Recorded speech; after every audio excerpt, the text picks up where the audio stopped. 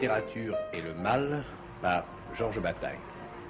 Monsieur Georges Bataille, je voudrais que nous examinions le titre d'abord de ce livre avant d'entrer dans le livre lui-même. Le titre déjà permet de poser un certain nombre de questions. Quel est le mal dont vous parlez? Il y a, je crois, deux sortes de mal qui s'opposent principalement. L'un qui tient à la nécessité que les choses humainement se passent bien et aboutissent au résultat voulu, et l'autre qui consiste à enfreindre positivement certains interdits fondamentaux, comme par exemple l'interdit du meurtre ou l'interdit de certaines possibilités sexuelles. Oui, il y a le mal faire et le mal agir. Oui.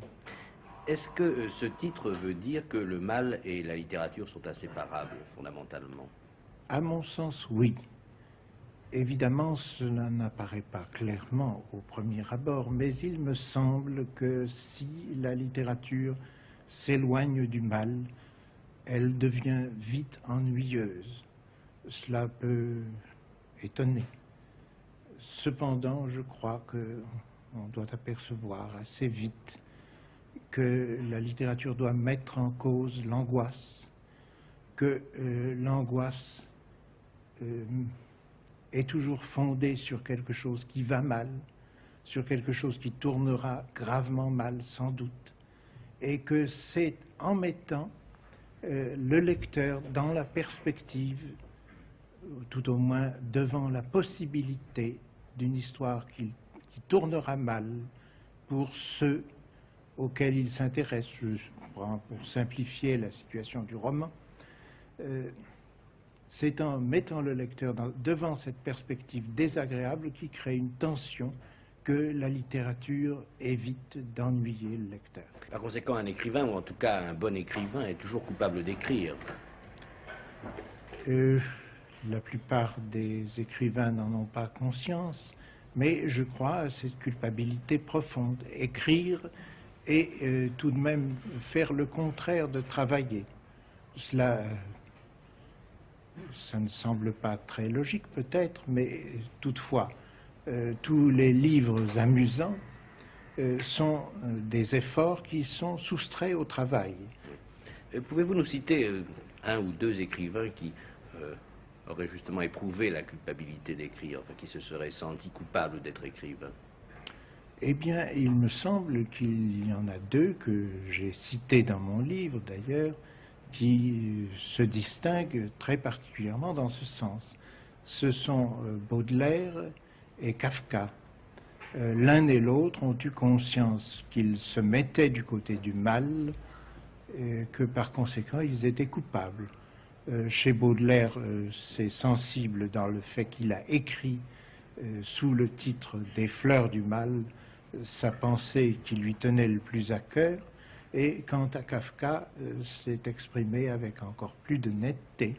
Il a considéré qu'en écrivant, il désobéissait aux siens et que par conséquent, il se mettait dans une situation de culpabilité. Il est vrai que sa famille lui faisait sentir qu'il était mal de consacrer sa vie à écrire, que le bien c'était de suivre l'exemple que l'on avait toujours suivi dans la famille, d'avoir une activité commerciale, et qu'en se soustrayant à ce devoir, on agissait mal. Oui, mais là, être écrivain est être coupable pour Kafka ou pour Baudelaire, parce que être écrivain, ça n'est pas très sérieux. Enfin, c'est ça le sens des parents, n'est-ce pas, de Kafka et Baudelaire.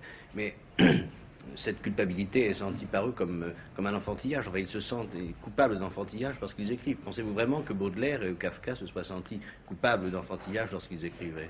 Je crois que très expressément, et même d'une façon parfois exprimée, ils se sont sentis dans la situation de l'enfant devant les parents, de l'enfant qui désobéit et qui par conséquent se met dans une situation de mauvaise conscience parce qu'il se rappelle des parents qu'il a aimés et qui lui ont constamment dit qu'il ne devait pas faire cela, que c'était mal, et cela dans le sens le plus fort du mot.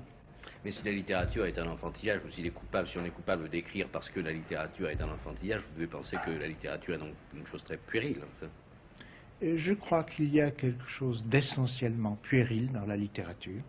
Ça peut paraître un peu inconciliable avec l'admiration que l'on peut avoir par ailleurs pour la littérature et que je crois partager, mais je crois que c'est tout à fait profond, que c'est fondamental et que l'on ne peut pas entièrement comprendre ce que signifie la littérature si on ne la situe pas du côté de l'enfant, ce qui ne veut pas dire qu'on la situe d'une façon inférieure. Oui.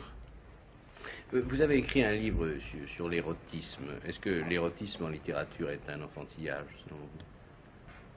Je ne sais pas si la littérature se distingue de l'érotisme en général à cet égard, mais il me semble qu'il est très important d'apercevoir le caractère enfantin de l'érotisme dans son ensemble. Est érotique quelqu'un qui se laisse fasciner comme un enfant par un jeu et par un jeu défendu.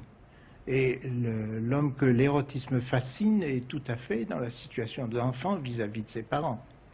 Et il a peur de ce qui pourrait lui arriver et il va toujours assez loin pour avoir peur. Il ne se contente pas de ce dont les adultes vraiment sains se contentent. Il lui faut avoir peur. Il lui faut se retrouver dans la situation où il était enfant et où il était menacé constamment d'être grondé, même très sévèrement, d'une façon insupportable, intolérable. J'ai pu laisser entendre, ou vous avez peut-être pu laisser entendre aussi que cet enfantillage ou cette puérilité, vous les condamniez. En réalité, je pense qu'il serait bon de revenir au titre de votre livre, et encore une fois à la littérature et le mal. Ce n'est pas une condamnation de la littérature ni du mal. Je voudrais que vous indiquiez la direction générale de ce livre. Il est certain que c'est une mise en garde, c'est-à-dire que l'on doit mettre en garde contre un danger. Mais il est possible que lorsqu'on a mis en garde contre un danger, on donne à celui que l'on a mis en garde des raisons de l'affronter. Et je crois qu'il est essentiel pour nous d'affronter le danger que représente la littérature. Je crois que c'est un très grand et très grave danger, mais que l'on est vraiment homme qu'en affrontant ce danger.